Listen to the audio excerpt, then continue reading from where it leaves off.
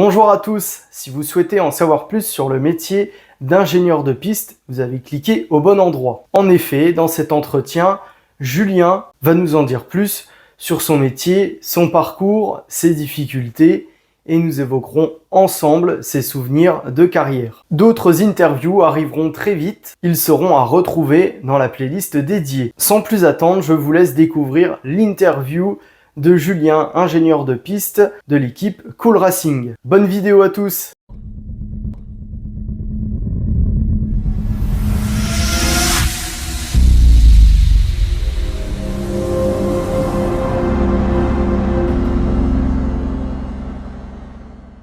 Bonjour Julien, tu es ingénieur dans l'équipe Cool Racing, tu as 34 ans. C'est quoi ton parcours pour en arriver là? Alors moi le parcours de base, j'espérais être pilote de course et bon, il y a des raisons de talent et financières qui ont fait que j'ai pas pu faire ça. Je me suis réorienté du coup vers des études d'ingénieur. Du coup j'ai fait une école d'ingénieur, ça s'appelle Lexis, c'était à La Rochelle. Okay. Et voilà, j'ai été diplômé en 2013. Après en fait ce qui fait que je suis ici c'est les études, mais c'est principalement en fait ma connaissance du sport auto avant, parce que j'ai fait du kart et de la voiture en tant que pilote, et aussi parce que j'ai fait tous mes stages dans des équipes de course. Tes missions au sein de l'équipe, c'est quoi? Alors moi je m'occupe du coup, durant la saison je suis responsable du programme LMP3 et ensuite sur les meetings je m'occupe de deux voitures, la numéro 87 qui roule en Michelin Cup et de la numéro 17 qu'on voit derrière qui roule en ELMS. Comment tu prépares un week-end de course? En fait, un week-end de course, ça se prépare tout au long de l'année, puisque comme je disais, moi je travaille comme responsable du programme, donc toute l'année je suis à l'atelier, on fait en sorte que tout se passe bien. Et si c'est bien fait, globalement, on ne ressent pas la différence. En fait, il n'y a pas un truc particulier à préparer avant la course. On arrive déjà préparé, les autos elles sont censées être préparées. Donc, qu'est-ce qu'on fait avant un meeting? C'est surtout essayer de planifier un maximum et qu'on ait bien tout ce qu'il faut au bon moment et que tout le monde sache ce qu'il aura à faire sur les meetings. Donc moi en l'occurrence, c'est préparer qu'est-ce qu'on va passer comme disque de frein, comme plaquette de frein, que les pilotes ils soient au courant de qu'est-ce qui va être le run plan, donc comment on va préparer nos tests. Et préparer mes outils ensuite qui vont me servir pour la stratégie. Donc on analyse un peu la météo 10 jours avant. Est-ce que tu as participé aux 24 heures du Mans là, ces 2 dernières années quand l'équipe avait été qualifiée? Non, moi j'ai fait les 24 heures du Mans en 2013 quand j'étais stagiaire. Okay. C'était chez Gulf Racing Middle East, une équipe qui était basée à Dubaï. Et après, j'ai plus refait le Mans. Moi, je fais Road to Le Mans. Donc, c'est la course en ouverture des 24 heures du Mans. C'est 2 courses de 1 heure durant la semaine. Et j'ai eu la chance de gagner 2 fois cette course avec mes pilotes. Tu avais senti une préparation différente quand tu avais participé aux 24 heures du Mans quand tu étais stagiaire? Moi, à l'époque, quand j'ai fait les 24 heures du Mans, j'étais ingénieur data, stagiaire. Et l'équipe était beaucoup moins bien préparée que ce qu'on fait maintenant avec Cool. Donc j'ai pas ressenti une préparation particulière. En tout cas, je sais que par contre, chez Cool, oui, c'est une vraie préparation et ça commence très tôt dans l'année, voire presque l'année d'avant. D'accord. Au niveau des qualifications en endurance, ouais. Moi j'ai l'impression, alors oui, forcément ça sert pour l'ordre de course et tout ça, mais sur une course qui dure 4 heures, voire même 6 heures en championnat du monde, est-ce que ça a une si grande utilité que ça? C'est une bonne question parce que c'est vrai que c'est ce qu'on peut se dire, c'est même ce qu'on se dit aussi nous, des fois pour se rassurer, pour dire ouais c'est pas grave, on part que 5e ou 6e. En fait, il y a deux choses, c'est que faire une pole, ça reste une pole position, on a été le meilleur à un moment donné, donc il y a la fierté et l'ego qui parlent. Par contre, ça a toujours un intérêt en endurance parce que si tu pars devant, tu évites les accrochages, potentiellement tu as moins de gens autour de toi. Et puis aussi, tu vas pouvoir creuser l'écart pendant que les autres se battent derrière. Donc, c'est quand même toujours bon de partir devant et d'être capable de faire l'écart. Surtout qu'en ELMS, une particularité, c'est que ce n'est pas les mêmes pilotes qui font la qualification que ceux qui prennent le départ. Donc des fois, il va y avoir des pilotes qui vont faire la pole, mais leur pilote est moins rapide que les 4 qui sont derrière et le classement s'inverse. Donc dans ce sens-là, effectivement, on pourrait dire que la qualification est moins importante. Mais bon, si on part devant un mec qui roule moins vite, c'est quand même mieux que partir derrière un mec qui roule moins vite. Ouais. Oui, ça aide surtout pour aller au moins le premier, peut-être même les 2 premiers relais. Ouais, nous c'est ce qu'on dit. C'est vraiment, ça va aider sur ce premier relais. Parce qu'après, le premier relais, donc nous ça dure à peu près 1 heure. Après 1 heure, on va s'arrêter Et là, il y en a qui vont changer de pilote, il y en a qui vont faire que du refuel. Là, tout se réinverse. Mais par contre, l'avance que tu auras pris pendant 1 heure, elle est toujours bonne à avoir. Toujours gagné. C'est vrai que c'est assez compliqué à suivre quand même, autant en Formule 1, parce qu'on compare souvent avec la Formule 1, les stratégies sont assez claires, même à la télé. Mais là, en endurance, mis à part le premier relais qu'on arrive un peu à suivre, après, tout le monde part sur une stratégie différente. Moi, je pense qu'elles sont moins complexes presque que la F1. C'est juste que la F1, on a l'habitude de beaucoup en entendre parler. On a eu des vidéos qui expliquent un peu les stratèges, on comprend la démarche. Mais c'est quand même plus complexe avec ces histoires de forte dégradation des pneus, plusieurs types de pneus. Moi, je trouve qu'en endurance, ça reste assez simple. Il y a une capacité en fuel, on sait la dégradation des pneus, ce qu'on peut faire avec les pneus. Le seul truc, c'est que, comme tu as dit, des fois, ça va être avec un décalage. Donc, il y en a qui sont déjà arrêtés et il y a des histoires de virtuellement premier ou pas. Donc, effectivement, dans ce sens-là, des fois, c'est plus dur à suivre de l'extérieur. Est-ce que toi, tu t'occupes de la radio avec les pilotes? Oui, bien sûr. Moi, c'est vraiment mon métier parce que du coup, moi, je suis ingénieur de course sur la 87 et la 17. Et ingénieur de course, ça veut dire que, justement, un des rôles que j'ai, c'est de communiquer à la radio avec le pilote. Donc, c'est moi qui ai la radio, qui communique avec la voiture et qui aussi coordonne le travail avec les mécaniciens. Et ça aussi, je le fais par radio. D'accord. Et tu le sens, c'est pas trop compliqué de gérer les pilotes pendant la course? Comment ça se passe tout justement? Compliqué, ça dépend dans quel sens on entend. Ils ont chacun leur caractère et surtout ils sont avec l'adrénaline, c'est exacerbé. Donc c'est vrai que d'habitude, ça peut arriver qu'on se fasse insulter dans certaines situations ou que ça crie. Moi j'ai la chance, ça fait plusieurs années que j'ai des pilotes calmes, intelligents, réfléchis. Donc c'est sûr que dans certains moments de stress, ils peuvent s'emporter, mais ils sont dans la voiture et je le comprends totalement. Moi, c'est vraiment quelque chose que j'aime beaucoup travailler à la radio et je pense que ça fait aussi partie de mes points forts. Je suis capable de bien communiquer et vu que je suis quelqu'un d'assez stable et calme, ça permet de reniveler à tout moment. Est-ce que tu peux m'expliquer comment on lit la télémétrie? Du coup, ça c'est plus compliqué à expliquer juste là comme ça. Ouais. Mais c'est toujours un sujet super intéressant. C'est pour ça que moi, même durant l'hiver, des fois, je fais des formations pour Donc principalement, c'est les jeunes ingénieurs qui veulent apprendre ou alors des gens qui sont un peu plus techniques et qui veulent avoir cet aspect-là en plus. Et donc, par contre, ça me permet de dire une chose, c'est que souvent l'amalgame il est fait entre télémétrie et acquisition de données. Télémétrie, ça veut dire qu'on va lire à distance, on va mesurer à distance ce qui se passe sur la voiture. En l'occurrence, nous dans notre championnat, les P2 elles peuvent faire ça, les LMP2 elles peuvent avoir la télémétrie. Nous les LMP3 on n'a pas la télémétrie, on n'a que l'acquisition de données. Ça veut dire qu'on doit attendre que la voiture s'arrête pour télécharger les données et les analyser. D'accord. Et ensuite, après la lecture, ce qui est assez simple, c'est lire les températures de fonctionnement et le fonctionnement du moteur. Ça, est-ce qu'on est dans la plage de fonctionnement qui est entre 80 et 100 degrés? Voilà, ok, on est bon. Ce qui va être un peu plus complexe, ça va être d'analyser le pilotage.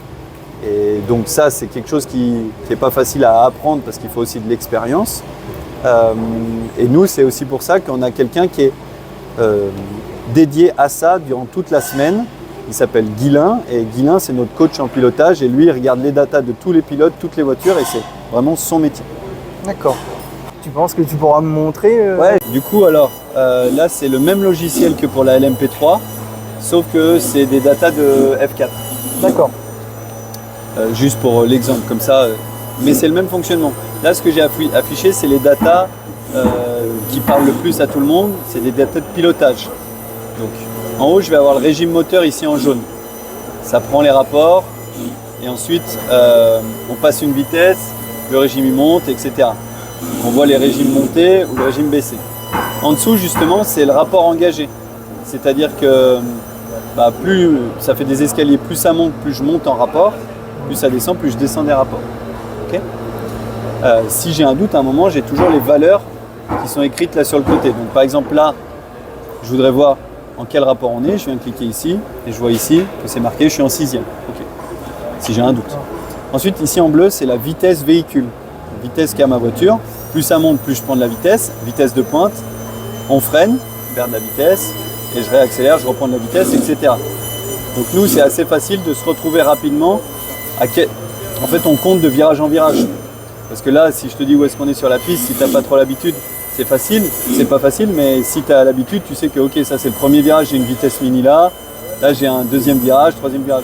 Et là, globalement, ça peut même être un jeu chez les ingés et les pilotes, c'est retrouver quel est le circuit. Donc là, s'il y en a qui veulent s'amuser à deviner le circuit, mais bon, globalement, on voit qu'il y a un virage avec une vitesse mini et juste derrière, il y a un deuxième virage assez rapide. Et ici, il y a un troisième virage rapide, un 4 un peu moins rapide, un 5 très lent. Et donc là, on reconnaît le Castellet. En fait. C'était le Castellet. Ouais. Ok. Donc voilà. Ensuite, ça, c'est l'angle au volant. Quand il descend, c'est que je tourne à gauche. Quand il monte, c'est que je tourne à droite. Encore une autre aide pour retrouver quel circuit on est. Ouais. Je vais avoir l'accélérateur. Je suis à fond. Je lâche l'accélérateur, j'ai pas de gaz. Et en dessous, j'ai le frein. Je suis à fond et après je lâche, oui, parce que je freine. Donc là, j'ai le frein et le fameux freinage dégressif qui descend dégressivement. Donc ça, c'est, on arrive, on est pied à fond sur le frein, on appuie de toute notre force. Là, je vais zoomer pour ta question. Donc effectivement, on arrive en bout de ligne droite, on est à fond. Premier virage de Castellet, je lâche l'accélérateur, je viens prendre les freins, je freine très fort. Et ensuite, au fur et à mesure où je perds de la vitesse, ici c'est une voiture qui a du grip aérodynamique, donc au fur et à mesure que je perds de la vitesse, j'ai moins de charge sur les pneus, donc je dois soulager mes freins. Et en plus, je commence à tourner. Donc là, j'ai zoomé un peu vite, ça s'est superposé, mais voilà, je commence à tourner, j'ai ma vitesse mini, je lâche mes freins, je commence à réaccélérer, gaz à fond, et pour le deuxième virage qui est presque à fond, je soulage et je reprends à fond. Ok. Et donc ça, c'est un aspect. Et ensuite, l'outil, il est performant parce qu'on peut aussi comparer deux pilotes. Et là, du coup, c'est la même chose. Je vais me redézoomer sur le tour complet. Mais là, j'ai un pilote qui est en vert et un pilote qui est en rouge. Et donc là, on va aller là où il y a le plus de différence. Je viens zoomer sur cette partie-là, la chicane du Mistral. Et on voit que le pilote en rouge, il freine plus tôt que le pilote en vert. Ensuite, attention, il y a une deuxième chose. C'est que tout le monde ne prend pas exactement le même trajet sur la piste. Et donc, les datas qui sont calculées en distance sont un petit peu décalées. Donc, ça veut dire que là, en vrai de vrai, l'écart il est moins grand parce qu'il faut que je vienne recaler mes courbes. Et voilà. Et donc, ma courbe rouge et verte, elles étaient un peu décalées. Du fait qu'ils ne font pas le même trajet, les courbes, elles sont plus superposées au même endroit, au même moment. Et donc après, là, par exemple, le pilote, il vient. Je dis, tu vois, là, tu freines 23 mètres plus tôt que le pilote en vert. D'accord, ah oui, 23. Ouais, ça fait un grand écart quand même. Ah oui, là, typiquement, il perd beaucoup de temps. Là, ça, tu peux savoir. J'ai le delta time ici qui s'affiche. Avant d'arriver au freinage, ils sont quasiment pareils, 0,0. Juste après, avant même d'attaquer le virage suivant, 5 dixièmes, presque 6. Ah ouais. Donc voilà, d'avoir freiné 23 mètres trop tôt, ça t'a coûté 5 dixièmes. Et il a même freiné... Ah non, il a freiné peut-être un peu plus fort. Le rouge, il a freiné... Ils ont globalement le même frein, c'est juste que le rouge, ça dure plus longtemps. D'accord, ok. Comment tu fais pour te repérer quand vous analysez là, une séance d'essai qui a, je sais pas, 50, 60, 80 tours? En fait, tout va être dans le rangement. Ici, on range par pilote et par run, tu vois. R7, c'est run 7. Okay. Donc en fait, tu te retrouves par run. Et après, tu as les tours de sortie et les tours de rentrée. Et tu as toute la série qui s'affiche. Donc c'est assez facile à retrouver. Tu sais combien on met de puissance sur l'écran? Là, par exemple, pour la F4? La F4, on avoisine les 100 bars. Alors à chaque fois, on dit 100 bars, 100 kilos. C'est pas tout à fait vrai. Je ne saurais pas te dire exactement combien de kilos. Il faudrait convertir avec les diamètres de mètres cylindres, etc. Mais voilà, 100 bars. En gros, une personne normale, elle n'imagine pas qu'on puisse appuyer aussi fort sur la pédale et qu'il faille appuyer aussi fort. Toi et moi, on monte dans la voiture, on n'est pas capable en statique de mettre 100 bars. Comment, en termes de réglage, on fait? Alors là, on va parler que pilotage avec cette page-là. Et après, il y a d'autres pages que là, je ne te montre pas, mais qui vont être plus techniques sur comment va évoluer la température des pneus. Est-ce qu'on est à la bonne température, à la bonne pression au bon moment? Est-ce que les débattements d'amortisseurs, c'est comme on veut, c'est comme on cherche à obtenir? D'accord. Tu as besoin de quel genre de retour des pilotes pour travailler au mieux? Donc moi, j'ai l'acquisition de données. On a beaucoup de capteurs sur la voiture, mais le plus gros capteur qu'on ait, c'est le pilote. C'est lui qui va pouvoir nous donner le plus d'informations. Il va avoir des choses en plus de nous. Il va pouvoir écouter, il va pouvoir voir, il va pouvoir sentir. Donc c'est important pour nous qu'il nous donne un maximum d'informations. Et ça peut être très varié parce que ça peut être sur l'état de la piste parce qu'on a un choix de pneumatique à faire, sur comment il sent l'évolution du grip, comment il voit l'impact des réglages qu'on a donné, qu'on a fait sur la voiture. Voilà, donc moi, plus le retour il est précis, mieux c'est, quitte à ce qu'il y ait trop d'informations.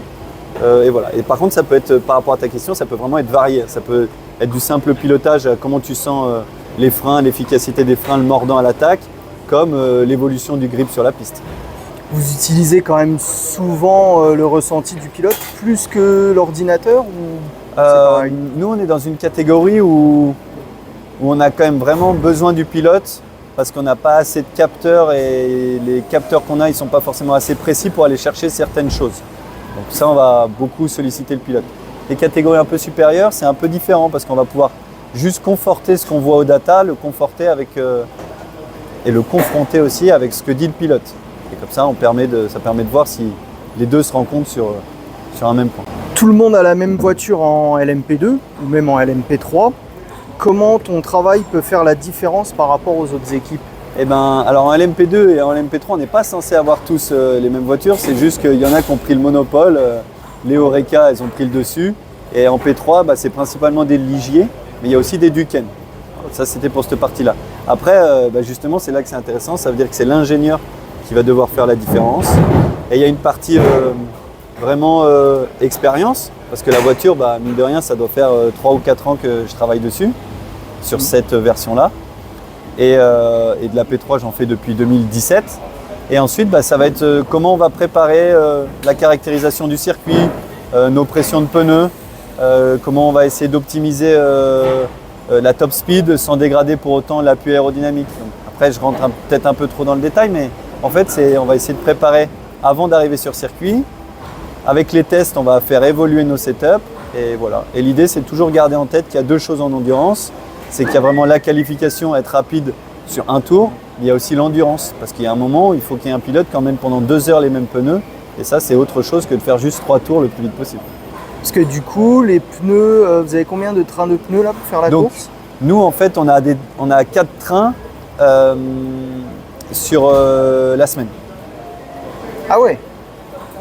Ouais, ça fait... Donc, on a 4 trains pour faire la semaine, sans compter les essais qu'on a fait hier, qui étaient des essais collectifs, mais c'est un peu différent. Mais donc en gros, on va faire avec un train, on va faire FP1, FP2. D'accord. Ensuite, on va utiliser un train en qualification, et ce train-là, on devra le réutiliser en course.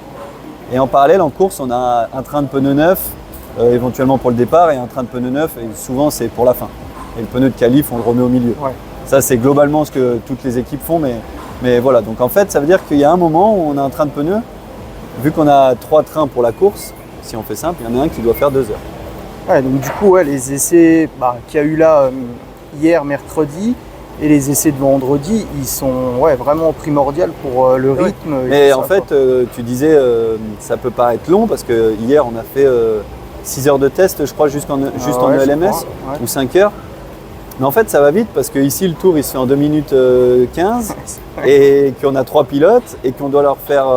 travailler le pilotage, en même temps on veut essayer de tester des choses, mais on ne peut pas faire des tests en passant d'un pilote à l'autre parce que le ressenti change. En parallèle de ça, les pneus se dégradent, donc en fait c'est pas si simple que ça à gérer. Et comment on fait pour adapter les réglages, sachant qu'en LMP3 c'est pareil, il y a 3 pilotes? Ouais. Comment on fait pour adapter Nous, la philosophie elle est assez simple, c'est que on veut que les pilotes ils conduisent d'une certaine façon. Donc tant que c'est pas le cas, on va leur demander de continuer à travailler et éventuellement de s'adapter. Mais c'est rarement le setup qu'on vient adapter au pilotage. On sait comment on a envie que les pilotes conduisent et à partir de là, voilà, on travaille sur... Et donc, en partant de ce principe-là, ça veut dire que nos 3 pilotes, ils tendent vers le même pilotage. Si on veut aller un petit peu plus loin dans la réponse, on sait que les pilotes bronze, qui sont nos pilotes moins rapides et moins expérimentés, vont avoir tendance à vouloir une voiture plus facile, plus sous-vireuse, alors que des pilotes rapides vont vouloir une voiture un peu plus survireuse. Donc en fait, on se rencontre au milieu sur une voiture un petit peu plus typée neutre. Donc là, en LMP3, il y a, c'est quoi, 1 ou 2 pilotes bronze? En fait, en LMP3, on peut faire 2 bronzes et un silver. D'accord. Ou on peut faire 2 silver et un bronze. Pour ceux qui ne suivent pas trop l'endurance, mais ça serait quoi les différences qu'on retrouve entre une LMP2 et une LMP3? La LMP2, tout va être un petit peu mieux, un peu plus puissant, un peu plus d'aérodynamisme, donc un peu plus d'appui aéro. Les voitures, elles font relativement le même poids. Voilà. Donc en fait c'est tout, mais un peu mieux. Les pièces sont plus légères, on a un peu plus de chevaux et on a plus d'appui aérodynamique. Et en LMP3, c'est quoi le moteur? Le moteur, on est sur un moteur Nissan qui fait à peu près 450 chevaux, si je me trompe pas. Et la voiture, elle pèse combien? On doit faire 950 kg sans le pilote à bord et sans essence. Ok, ouais, donc ça pousse quand même déjà pas mal, hein, la LMP3. Ouais. Mais ce qui est le plus impressionnant sur ces voitures-là, c'est l'appui aérodynamique qui fait que on va augmenter la charge et donc le cerveau a un petit temps d'adaptation sur freiner aussi tard que ça et passer aussi vite que ça. Alors on n'est pas sur une Formule 1, mais Formule 1 c'est carrément un autre monde. Parce que là, du coup, en termes de vitesse, ils vont plus vite que des GT. Ouais, nous on a une vitesse de pointe qui est de 260-265 km/h en fonction du vent. Je crois que les P2 elles sont plus à 280. Qu'est-ce qu'on a le droit de modifier tout justement sur une P2 ou une P3? Eh ben, tu posais la question des moteurs. Donc les moteurs déjà on n'y touche pas. Okay. Eux c'est Gibson sur la P2, nous c'est Oreca qui s'occupe de ces moteurs Nissan. On n'y touche pas. Ensuite, donc nous c'est vraiment, on va travailler sur les réglages de la voiture. Et à partir de là, si on fait simple, on peut régler la géométrie. Donc si on rentre un petit peu dans le détail, c'est carrossage, parallélisme, train avant, train arrière. On va pouvoir régler la hauteur de caisse, donc c'est-à-dire plus ou moins haut à l'avant, plus ou moins haut à l'arrière. Ça va avoir un impact sur le centre de gravité. Donc, plus on a notre centre de gravité haut, plus on prend du transfert de gauche à droite et aussi en longitudinal. Et ensuite, en fait, plus on roule. En fait, notre but, ça va être de rouler le plus bas possible pour avoir le moins de transfert et avoir le plus de grip aéro. Et après, on peut ajuster l'aéro avec des angles d'aile et il y a 2-3 petits détails en plus. Et toi, comment est venue ta passion pour l'automobile? Tu disais que tu voulais faire pilote au début. Ouais, moi, elle est venue de là en fait. Si on fait la vraie histoire, c'est mon père qui m'a mis dans un kart quand j'étais tout petit, j'avais 4 ans. Et ça m'a plu, mais ce qui m'a vraiment plu, c'est à partir du moment où on a commencé la compétition. C'était vers l'âge des 10 ans. Et voilà, moi c'est vraiment, je pense que je me suis orienté vers le sport auto parce que mon père m'a mis dans le sport auto, mais moi je pense que je suis passionné de sport en général. De manière générale. Ça aurait pu être un autre sport mécanique. Et donc du coup, combien d'années d'études? Les écoles d'ingénieurs c'est 5 ans. On a 2 années en prépa intégrée, puis après on a 3 années du cycle ingénieur. Voilà, donc moi ça a été ça et c'est pour ça, sorti diplômé en 2013. Okay. Quelle est la chose la plus difficile dans ton métier? Moi, ce que je pense être le plus difficile, on en a parlé juste avant l'interview, c'est les horaires. Parce qu'il y a beaucoup d'horaires. Sur les circuits, on fait des grosses amplitudes horaires, mais aussi à l'atelier. Et c'est beaucoup de déplacements, ce qui fait que dans la vie amicale, vie sociale, vie de couple, c'est pas facile à gérer quand on se déplace. Des fois, certains ici sur le paddock, ils partent 150 jours par an. Ouais. Ah, donc c'est très compliqué d'avoir une vie à côté des circuits. C'est pas facile, donc c'est vrai que voilà, c'est l'aspect le plus dur, c'est la vie de famille à côté des circuits. Selon moi, c'est le plus dur. Après, il y a aussi toujours l'exigence du haut niveau. Ouais. Comme ça peut être le cas dans d'autres métiers, mais à chaque fois qu'on va au boulot, il faut qu'on soit à 100%. On ne peut pas faire une journée un peu en dilettante. Ouais. Ouais, c'est très compliqué, là comme une journée comme hier, tu disais 5 heures d'essai au cumulé, mais avec une pause de 1 heure ou 2 je crois, donc ça fait vraiment une journée, donc ça a commencé à 9 heures je crois et ça finit à 16 heures, mais ça c'est quand la voiture s'arrête, mais derrière il y a énormément de boulot après quoi. Moi du coup je t'ai dit je m'occupe de 2 voitures, donc moi hier vers 7h, 7h30 opérationnel au circuit, pour pouvoir tout préparer pour commencer à 9h. Mais moi, du coup, j'ai les 2 séances Donc, j'ai fait de 9h à 13h et de 14h à 18h. Et après 18h, il faut traiter toutes les données. Donc, voilà. Après, hier, on a eu de la chance, on n'a pas eu de casse. Oui. Le plus dur, c'est si on a de la casse, des choses qui nous font prendre du retard. Et puis ici, à Spa, on a cette journée du jeudi, qui est une journée un peu off. Bon, de toute façon, donc on n'a pas besoin de tirer sur la veille. Mais sinon, donc normalement, une journée classique comme ça, on commence à 7h et on sait qu'on va finir vers 22, 23h. Comment tu fais pour rester concentré et être au top toute la journée non-stop comme ça? Il y a la passion forcément qui m'aide, puisque ce que je fais, ça m'intéresse. Après, en tant qu'ingénieur, j'essaye de pas mal dormir parce que moi, mon outil principal, c'est le cerveau. Donc dès que je peux me reposer, c'est important. Et bon après, voilà, chacun a un peu ses techniques. Moi, je sais que je commence à me connaître sur comment je vais fonctionner avec la concentration. Et après, il y a des choses qu'on pratique dans le sport qu'on peut utiliser pour la concentration qu'on peut utiliser. Voilà. Moi, le seul truc, c'est de faire attention comment je mange, essayer de bien dormir. Et je le prépare aussi avant la semaine. J'essaye de ne pas arriver complètement fracassé. Et puis voilà. Et après, le reste, c'est la passion qui fait. Moi, de toute façon, la journée la plus dure, elle est passée. C'était celle d'hier avec vraiment beaucoup de roulage. Maintenant, ça devient moins en moins de roulage et de plus en plus sympa. Parce que quand je vais arriver en course, c'est 4 heures. Ok, c'est 4 heures concentrées, mais les 4 heures, elles passent super vite. Ouais, c'est vraiment où c'est qu'il y a le plus de plaisir, quoi. Exactement. Et du coup, quelle est la chose, on revient sur la question d'avant, sur les choses les plus difficiles, et maintenant la chose la plus facile dans ton métier? Bah, ça vient avec, en fait. La plus facile, c'est de se lever le matin et dire qu'on va faire rouler des voitures de course, quoi. C'est quoi ta plus grande joie en sport auto et ta plus grosse déception? C'est pas facile parce qu'on a tendance un peu à oublier, mais ma plus grosse joie, dernièrement, c'était en tout cas, on était très content d'avoir gagné la dernière manche à Aragon. J'ai des très beaux souvenirs aussi d'avoir gagné Road to Le Mans parce que c'est devant tous les spectateurs des 24 heures du Mans, donc il y a 200 000 personnes, on gagne en ouverture, ça c'est des très beaux souvenirs. Et après, les déceptions, des fois c'est des petites erreurs qui nous coûtent cher alors qu'on n'est pas très loin d'une victoire ou d'un podium. Mais bizarrement, ça ne me revient pas tout de suite comme ça, des grosses déceptions. Cela, de mémoire, vous êtes leader en LMP3. Ouais, en LMP3, on a la chance d'être leader avec une victoire et un point d'avance. D'accord, et donc il reste Spa et 2 fois au Portugal? C'est ça. Donc nous, mine de rien, on n'est qu'à la moitié de la saison. Oui, au final, ouais. Donc en fait, c'est une belle avance, mais c'est pas suffisant pour se reposer à 3 courses de la fin. Avec quel pilote tu as le plus aimé travailler? Voilà, là je veux faire des jaloux, je peux pas dire, mais je sais que chaque pilote, il a un aspect que j'aime bien. Parce que si je me repose juste sur l'aspect performance, c'est un peu biaisé parce qu'il y a aussi l'aspect humain qui est important. Voilà. L'année passée, moi je travaillais sur la voiture d'Antoine Doquin qui est maintenant dans une autre équipe, mais Antoine il performe beaucoup cette année, donc c'est aussi sympa. J'ai beaucoup aimé travailler avec Lilou Wadou, qui est maintenant pilote Ferrari, et je me suis occupé d'elle pendant 2 ans en Alpine Cup.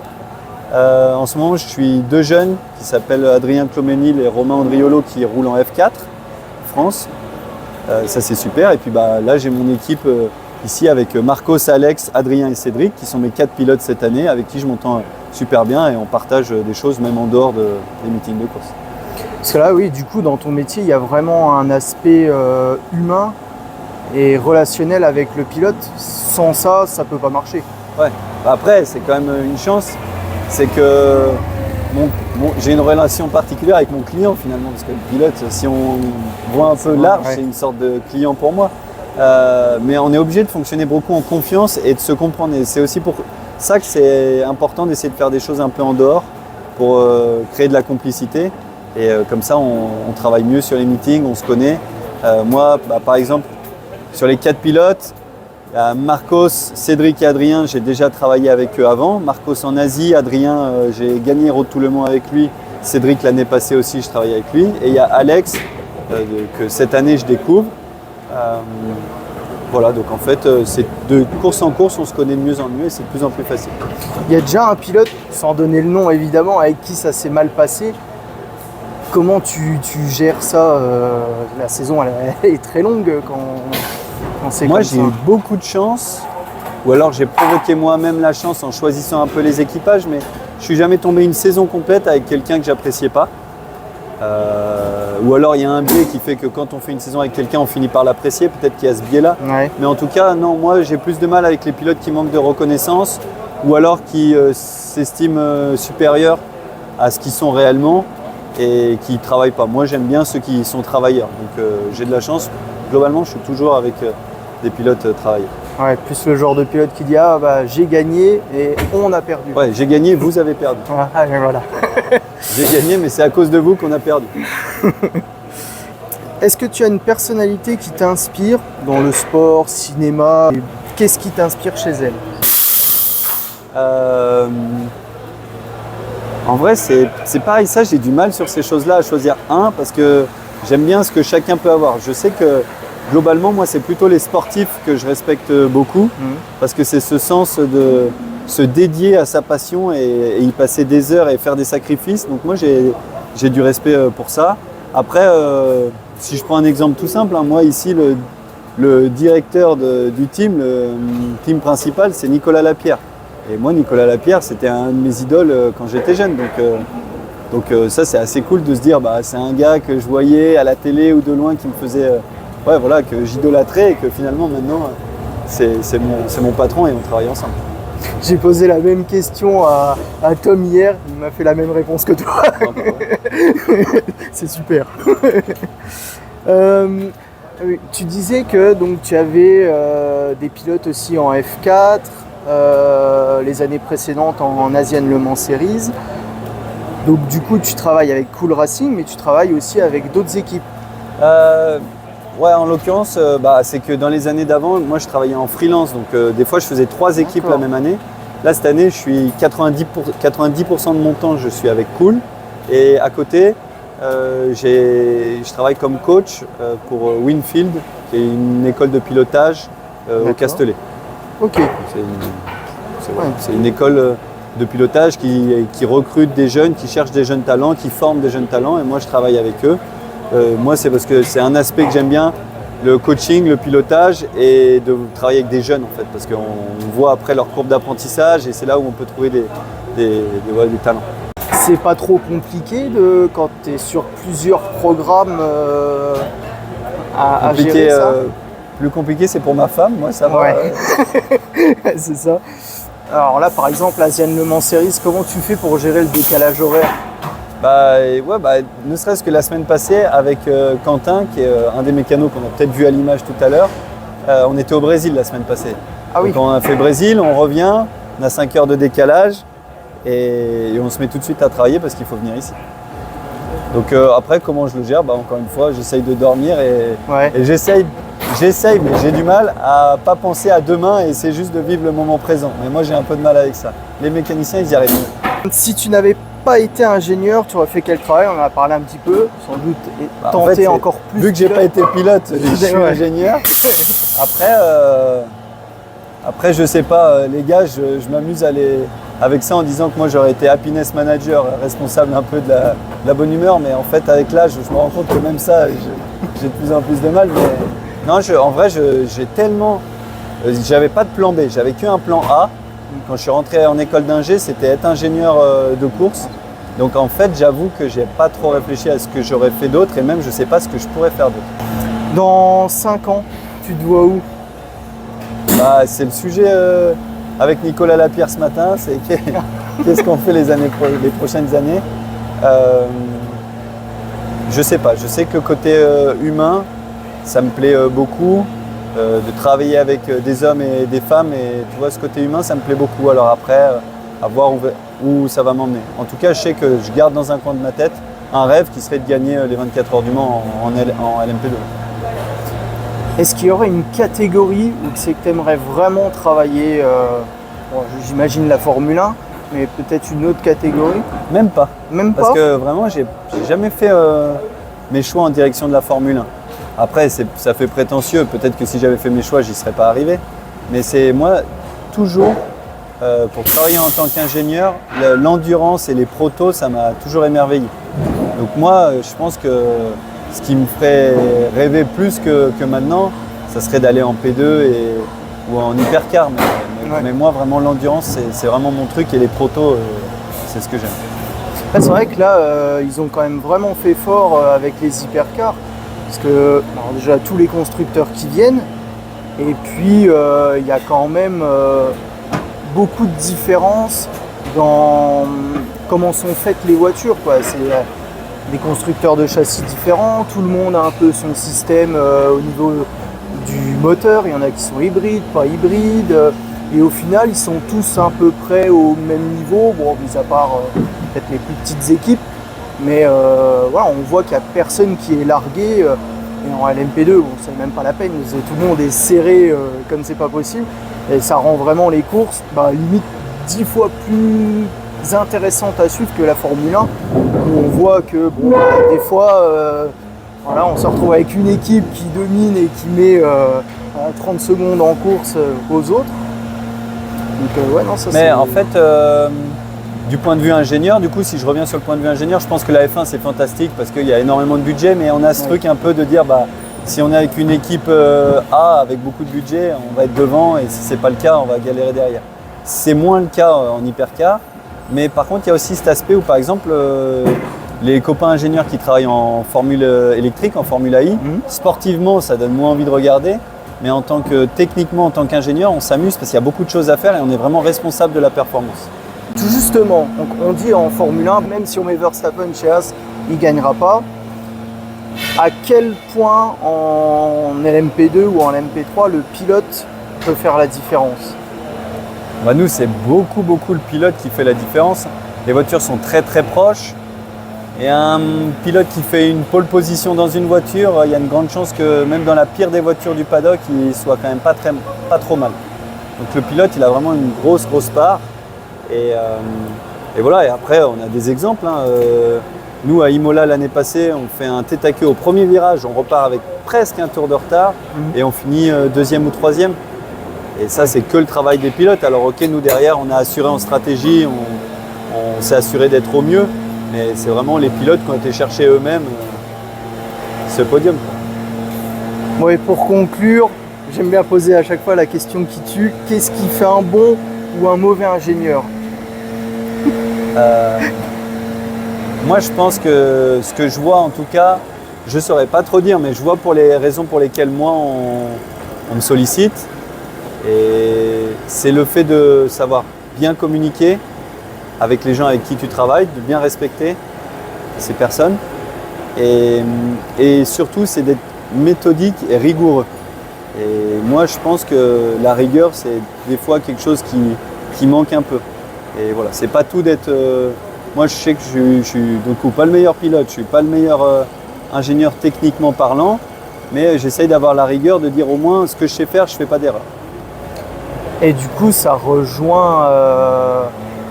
J'allais te demander, ça fait déjà 10 ans que tu travailles dans ce milieu, comment on fait pour durer? Du coup, c'est oui, la persévérance, c'est surtout ça. Ouais, j'essaye de ne pas faire d'erreur et je pense qu'un point important, c'est que j'essaye d'être très loyal. C'est-à-dire que tout ce qu'on se dit d'homme à homme, je le respecte. C'est-à-dire de humain à humain. Je vais faire en sorte qu'on s'y tienne. Donc si j'ai fait une promesse, je fais. Et ce que je me suis engagé à faire, je le ferai. Donc c'est comme ça que je pense que moi, ça dure, puisque le sport auto, finalement, c'est un petit milieu.